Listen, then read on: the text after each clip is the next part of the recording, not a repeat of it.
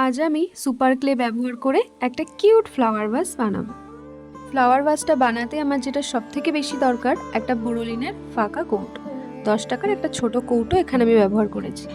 আর এখানে আমি হলুদ রঙের ক্লে ব্যবহার করে বোরোলিনের কৌটোটাকে একটা ফ্লাওয়ার ভাসের শেপ দিয়ে নিয়েছি। আচ্ছা, তোমরা কারা কারা এরকম বাড়ির প্রত্যেকটা ফাঁকা জিনিস ফেলে না দিয়ে এরকম সুন্দর সুন্দর ডিআইওয়াই করে রাখতে পছন্দ করো? অবশ্যই কমেন্টে জানিও।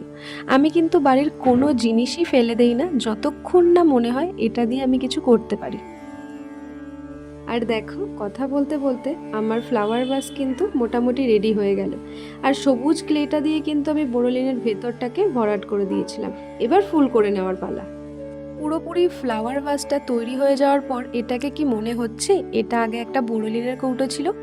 যাই হোক, আমার ভিডিওটা কেমন লাগলো অবশ্যই জানিও। আর এরকম ভিডিও দেখার জন্য অবশ্যই চ্যানেলটাকে সাবস্ক্রাইব করে দিও।